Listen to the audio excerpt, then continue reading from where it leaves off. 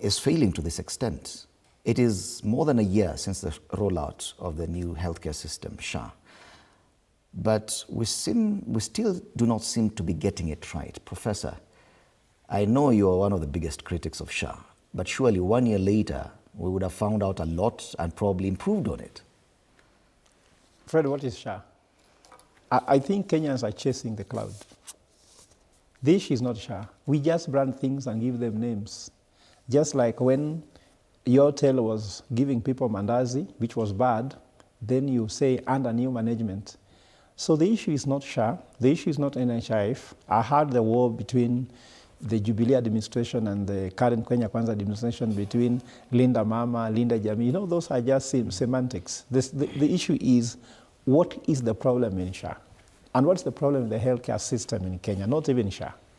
And Fred, the fundamental problem we have is that the decision makers who needs to make the health system work do not use the public health system. That's it.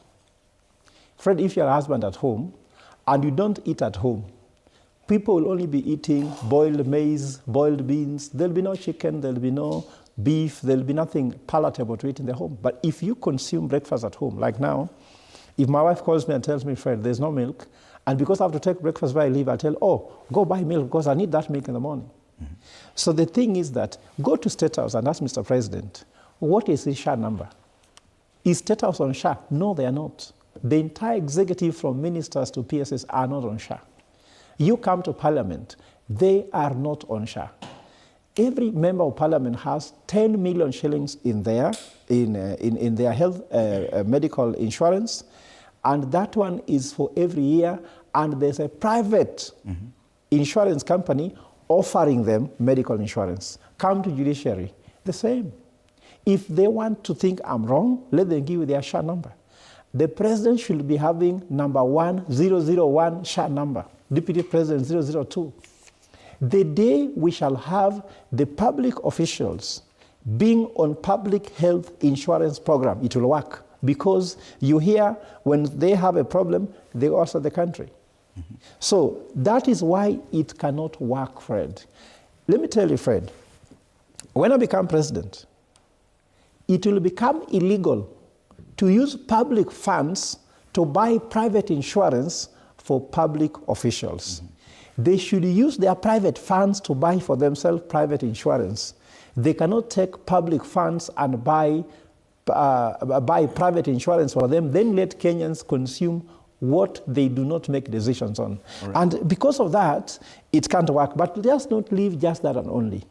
Education systems do not work because they take their kids abroad. Mm-hmm. The current CS of Treasury, we saw the daughter graduating in Australia. How can he write check for capitation education? So what we are seeing is that you go again to roads. We use public money to buy for them a Land Cruiser that can pass through a mtaro. While Kenyans are having potholes, Fred, I've counted. And you know, Kenya has the technology. When I was a consultant with Kenya, between Nairobi and Busia, we have over 265,000 potholes.